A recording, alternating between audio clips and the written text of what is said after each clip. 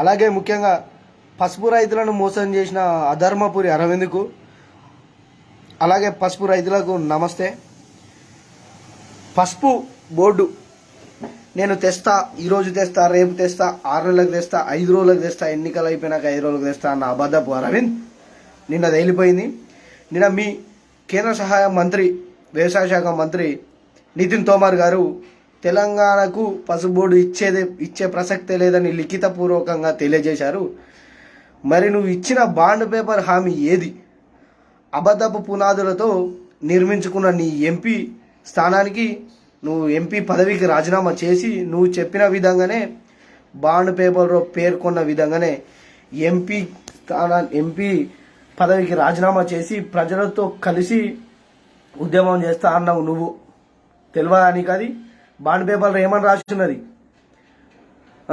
Nizamabad MP BJP అభ్యర్థి ధర్మపురి అరవింద్ అనే నేను పసుపు బోర్డు, పసుపు ఎర్ర జొన్నలకి మద్దతు ధర పసుపు బోర్డు కానీ తేని ఎడల రైతు ఉద్యమంలో నా పదవికి రాజీనామా చేసి రైతు ఉద్యమంలో పాల్గొని పసుపు బోర్డు సాధనకై కృషి చేస్తానని రాసినావు.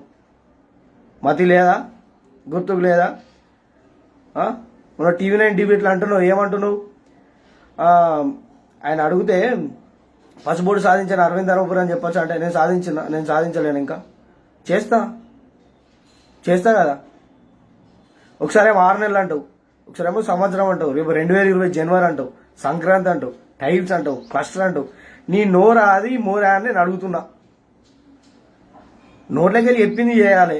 లేదు మరి బాండ్ పేపర్ రాపించినావు, మన జాగాకాడ రిజిస్ట్రేషన్ చేసుకున్నట్టు బాండ్ పేపర్ రాపించినావు. బాండ్ పేపర్ ప్రకారం మనం చేయాలి కదా. బాండ్ పేపర్ ఏం పేర్కొన్నావు అది చేయాలి కదా. ఎన్ని రోజులు అంటే తెస్తాం అనుకున్నాం, ఇంకా ఎన్ని సంవత్సరాలు ఆగినాం? 2-3 సంవత్సరాలు ఆగినాం. ఇంకా తెస్తాడేమో అనుకున్నాం, ప్రేమ ఉన్నది అనుకున్నాం రైతుల మీద. ఇంత కక్షపూరిత ఉన్నదని నీకు తెలియదు. నువ్వు గెలిచిందే ఓన్లీ పసుపు బోర్డు అనే ట్యాగ్ లైన్ తోటి గెలిచినావు. నువ్వు ఎన్నికల్లో గెలవడానికి కారణం పసుపు రైతులు, పసుపు బోర్డు మాత్రమే. నిజామాబాద్ ప్రజలు నిన్ను నమ్మిర్రు పసుపు బోర్డు తెస్తామని. దొంగ అరవింద్ అని తెలియదు వాళ్ళకు. ఇప్పుడు తెలిసింది కదా. రాజీనామా చేసి ప్రజల ఉద్యమంలో పాల్గొను. ఇంకేమంటున్నావు? మన రైతుల ప్రెస్ మీట్ పెట్టినప్పుడు నేను 3 టర్ములు మీ దగ్గరికి వచ్చే అవకాశం ఉన్నది, నేను ఎందుకు జాక్కుంటా, 3 టర్ములు రావాలి అంటున్నావు. గిసొంటి మోసపూరిత హామీలు చేసినోని మళ్ళీ గెలిపిస్తారా ప్రజలు? పసుపు రైతులారా ఆలోచించాలి మీరు. తెలంగాణ రాష్ట్రంలో ఉన్న ప్రతి ఒక్కరు ఆలోచించాలి. ఈరోజు నిజామాబాద్ రైతులకు వచ్చింది గతి, అదే గతి మనకు కూడా రావచ్చు. మనకు కూడా మోసపూరిత హామీలు చెప్పచ్చు. మనం నమ్మితే మనం మోసం పోతాం తప్ప చెప్పినోడు మోసపోడు. ఇలా ఫ్లైట్లో 2 పోతురు, అయ్యా కొడుకు. నా అయ్యా అని చెప్పుకోలేని దౌర్భాగ్య స్థితిలో నువ్వు ఉన్నావు. నా సహచర పార్లమెంట్ మిత్రుడు అన్నట్టవా? అదేనా? ముస్లింలకు అన్యాయం చేస్తే చంపేస్తాను, ఆయన హిందువులకు అన్యాయం చెప్పేస్తాను. నువ్వు ఇద్దరు కలిసి అయితే పోతురు ఫ్లైట్లో మాస్కులు పెట్టుకొని మంచిగా. దాన్ని సెల్ఫీ పెడితివి నువ్వు తీసి కానీ. ఇంకేమనంటే బుడ్డర్ కానీ లెక్క ఎగురుతావు, నేను అది చేస్తా ఇది చేస్తా అట్లా ఇట్లా. గిదేనా నువ్వు చేసేది? గిదేనా నీది? ఏం చేస్తా అన్నావు నువ్వు? పసుబోర్డు క్లస్టర్ అంటావు, రీజనల్ ఆఫీస్ అంటివి. రీజనల్ ఆఫీస్ అన్నావు. మళ్ళీ మొన్న ఏమైంది? రైతులకు పెద్ద పేపర్ అయిపోయింది. రైతులకు 14,000 వస్తున్నాయి పసుబోర్డు కానీ. ఒక్కరికి ఇద్దరికి అత్తే అయిపోదు పసుబోర్డు. పసుపుకు 14,000. అడికి పోయి చూడు రైతుల దగ్గర. రైతులు మొన్న ప్రెస్ మీట్ ఇచ్చారు చూడపోయిను. 6,000 వచ్చిందట, 7,000 వచ్చిందట. నువ్వు దర్జాగా బాల్కనీలో కూర్చొని చెప్పబడుతుంది 18,000 వస్తున్నాయి, 16,000 వస్తున్నాయి, ఎగుమతి చేసినా, అట్లే చేసినా, ఇట్లే చేసినా. ఇదేనా? అగౌరవంగా మాట్లాడుతూ ఏమన్నా మాట్లాడమంటే అగౌరవంగా. స్త్రీలను చూసి లేడు, తండ్రిని చూసి లేరు. నువ్వా దొంగ హామీతో గెలిచిన నువ్వు విమర్శించేది? ఫేక్ డిగ్రీ, నువ్వు ఫేక్ డిగ్రీ సంపాదించింది నువ్వు కాదా? అవునా కాదా? ఫేక్ డిగ్రీ తోటి పసుపు బోర్డు తోటి గెలిచిన, అబద్ధపు పునాదులతో గెలిచిన నువ్వు ఈరోజు మమ్మల్ని విమర్శిస్తున్నావు. ఒక చెయ్యి ఇట్లా చూపెడితే 4 ఏళ్ళు ఇటు చూపెట్టుకుంటాయి. నీది నువ్వు చూసుకో ఫస్ట్ చక్కగా. అయినా చూపెట్టి మేము తప్పేం చేసినాం? అగౌరవంగా మాట్లాడు మాకు రాదు అంటే నువ్వు మాట్లాడితే నీకు రివర్స్ చేయరాదు అనుకుంటున్నావు మాకు? ఇయ్యరాక కాదు, మాకు బూతులు రాక కాదు, మాట్లాడలేము. మనుషులం కదా, మానవత్వం ఉంటుంది కదా, మానవత్వం మనుషులం పెద్దవారిని గౌరవించి మాట్లాడలేము. ఈరోజు ఇట్లా ఎందుకు మాట్లాడుతున్నా అంటే, పసుపు రైతులను కన్నీరు తుడుస్తా అన్న నువ్వు కంట్లో పొడుస్తున్నావు. అది గమనించుకో. పొట్ట కొడుతున్నావు. వాళ్ళు మంచిగా బతకాలని నీకు లేదా? వాళ్ళే కదా ఓట్లేసి గెలిచింది. వాళ్ళు లేకుంటే నీకు ఈ పదవి ఎక్కడదయ్యా?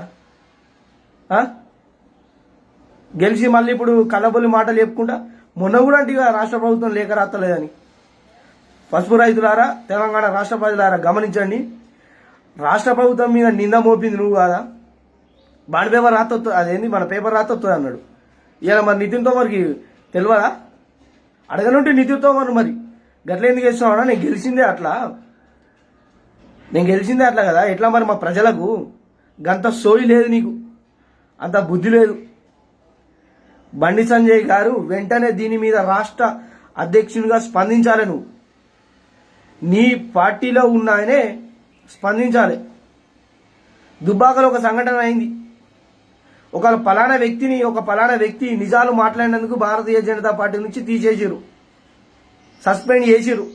మరి ప్రజలకు ఒక వ్యక్తి గురించే ఇంకో వ్యక్తి మాట్లాడితే సస్పెండ్ చేసినప్పుడు ప్రజలందరి గురించి దొంగ హామీలు చెప్పి ప్రజలందరినీ మోసం చేసిన అబద్ధపరం నువ్వెందుకు సస్పెండ్ చేయవు? నువ్వెందుకు రాజీనామా చేపియవు? రాష్ట్ర అధ్యక్షునిగా నీకు హక్కు లేదా? నోరు ఎందుకు మూసుకుపోతుంది? వెంటనే దీనిపైన స్పందించాలి. భారతీయ జనతా పార్టీ స్పందించి అరవింద్ ధర్మపురిని రాజీనామా చేపియాలి, లేకపోతే మీరే సస్పెండ్ చేయాలి. అవునా కాదా ప్రజలారా? అంతేనా కాదా? ఎందుకు ఈ అబద్ధపు హామీలు ఎప్పుడు? ఎందుకు గెలిచేందుకు? నీకు శాతం అవుతుంది. బాండ్ పేపర్ రాయిపోయిపోయినావు. నాకు శాతం అవుతుంది, నేను పొడుస్తా, నేను చేస్తా, అది చేస్తా అని బాండ్ పేపర్ రాసినావా లేదా? నీ చేతులతోటే రాసి ప్రజలకు ఇచ్చినావు. ప్రజలు అరే మనోడు చేస్తాడు కావచ్చు అని ఒక అవకాశం ఇచ్చారు. ఏది అవకాశాన్ని నువ్వు నిలబెట్టుకున్నావా? గిదేనా తెలంగాణ రాష్ట్ర ప్రభుత్వంలో? గిదేనా నువ్వు చేసింది? ఏం చేసినావు నువ్వు నిజామాబాద్కు? భారతీయ జనతా పార్టీ నుంచి నిజామాబాద్కి ఏం చేసినావు నువ్వు? ఒక మాట్లాడు, ప్రెస్ మీట్లు పెట్టుడు తప్ప అనా పైసా ఏం చేసినావు? అట్లే హిందువులు లేరా? పసుపు రైతులలో హిందువులు లేరా? హిందూ పార్టీ నేను హిందువును, హిందూ పార్టీ అట్లా ఇట్లా అని చెప్పుకునే భారతీయ జనతా పార్టీ మరి 80% ఉన్న హిందువులకు తెలంగాణ రాష్ట్రంలో అన్యాయం చేయలేదా? ఆత్మవిమర్శన చేసుకోరి. హిందువుల గురించి పోట్లాడుతా అన్నావు. మరి హిందువులు కాదా వాళ్ళు? పసుపు రైతులు హిందువులు కాదా? హిందువుల జోలికి వస్తే ఏదైనా చేస్తా అన్న నువ్వు అదే హిందూ రైతులను పొట్టగొడుతున్నావు. అవునా కాదా? ముంగట మాట్లాడుతున్నావు, వెనుకకెళ్ళి వేస్తున్నావు. పద్ధతి ఇదేనా పద్ధతి? ఇదేనా సంస్కారం? ఇదేనా హిందూ ధర్మ సంస్కారం? ఇదే నేర్పిండా నీకు? హిందూ ధర్మం ఇదే నేర్పిందా? ఇప్పటికి కూడా ఓపిక పట్టిన పసుబోర్డు వస్తుంది కావచ్చు అని. అసలు తెలంగాణ రాష్ట్ర ప్రభుత్వంలో ఉన్న రైతుల మీద చిత్తశుద్ధి లేదు భారతీయ జనతా పార్టీకి. అది అసలు విషయం. అవునా కాదా? ప్రధానమంత్రికి ఎప్పుడైనా లెటర్ ఇచ్చినావు నువ్వు నాకు కావాలని? వాడిని వీడిని అందరినీ పట్టుకొత్తివి నిజామాబాద్కు. అది చేపిస్తా ఇది చేపిస్తా అంటే ఏం చేయించినావు నువ్వు? మాకు కావాల్సింది ఒకటే, పసుపు బోర్డు సాధన. అంతేనా కాదా? నువ్వు అదే అయిపోతుంది. నీకు అంతకు మించి మాకెందుకయా? ఎందుకు నువ్వు? అరే మేము రోజు చట్నీ తోట తింటాం, తెల్లారి కూడా చట్నీ కావాలి. నువ్వు బిర్యానీ పెడతా అంటే ఎట్లా? అంతకు మించి తెచ్చిన బిర్యానీ తెచ్చిన, ఫోన్లు తెచ్చిన, నోకియా, ఐఫోను, ఇంకేంటి అంబాసిడరు, కారు, టొయోటో, గివా. ఏందా మాటలేడుతున్నావు? అసలు ఆ మాటలేడుతున్నావు అర్థమవుతుంది. మంచిగా నేర్చినావు. అవునాగా? బడా జూటా పార్టీ భారతీయ జనతా పార్టీ అని తేలిందా లేదా? ఇది ఒక్క మాటల నువ్వే అర్థం చేసుకో. అరవింద్ ధర్మపురి గారు, బండి సంజయ్ గారు, భారతీయ జనతా పార్టీలో ఉన్న నాయకులు, కార్యకర్తలు ఈ ఒక్క విషయం ఆలోచించుకోరి. నేను ఏమంటలేను. ఒక్కటి, బాండ్ పేపర్ రాసి ఇస్తా అన్నావు, ఇచ్చినావా లేదా?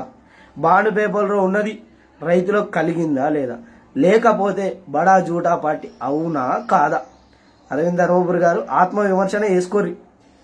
బండి సంజయ్ గారు ఒక రాష్ట్ర అధ్యక్ష పదవిలో ఉన్నావు, దీనిపై వెంటనే స్పందించు. రైతులకు అన్యాయం జరుగుతున్నా మరి నీవోని నువ్వేం చేస్తావో ఒకసారి ఆలోచించుకోరు. ఒకటే చెప్తున్నా అన్న, ఇచోంటి అబద్ధపు చెప్పి ప్రజల మనోభావాలతో ఆడుకొని అబద్ధపు పునాదులతో ఇల్లు నిర్మించుకొని ఇంట్లో ఉండకూర్రి. ఎన్నటికైనా ఇల్లును కూలగొడతాం, నిర్మించింది మేమే, కూలగొట్టేది మేమే, అది అర్థం చేసుకో. నిన్ను నమ్మి నిర్మించినందుకు నువ్వు మంచి గుణపాఠం చెప్పినావు, పంగనామాలు పెడుతున్నావు. ఒక్కటి హెచ్చరించుడు ఏంటంటే, ఇప్పుడు చేసినావు, దీనికి ఏదో ఒకటి ప్రతిఫలం చేయాలి. నీ రాజీనామాన ప్రజలతో కలిసి రా. మన ఎప్పటికీ నిజామాబాద్ ప్రజలు, నిజామాబాద్ నియోజకవర్గం, నిజామాబాద్ ఎంపీ స్థానంలో ఉన్న ప్రజలందరూ నాతోటే ఉన్నారంటున్నావు గర్వంగా. అవు నువ్వు మంచి పని చేస్తున్నావు, నీతోటే ఉన్నారనుకుంటే రాజీనామా అయ్యాయి, మళ్ళీ నువ్వే గెలుతావు కదా, నువ్వు గెలుతావు కదా. మరి ఎందుకు ఇట్లా కలబొల్లి మాటలు ఎందుకు చెప్తున్నావు? ఎవరికి చెప్తున్నావు? ఎన్నిసార్లు వింటారా నీ మాటలు? ప్రెస్ మీట్లు పెట్టాలి, వాడిని తిట్టాలి, వీడిని తిట్టాలి. అగాదమ్మా తిట్టుడు? అసలు అగౌరవంగా మాకు మాట్లాడరాదా? నీకంటే ఎక్కువతాయి బూతులు, తిట్లు ఎక్కువతాయి. మేము కూడా పల్లెల్లోనే ఉన్నాం, వేసుకోరా అంటే వేరే ఉంటుంది కథ. అందుకే నేను చెప్పేది ఒకటే,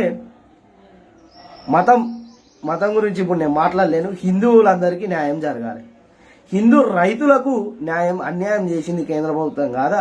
కేంద్ర ప్రభుత్వంలో అధికారంలో ఉన్న భారతీయ జనతా పార్టీ అనే ముసుగులో ఉన్న బడా జూడా పార్టీ కాదా అని నేను ప్రతి ఒక్కరిని ప్రశ్నించుకుంటున్నాను.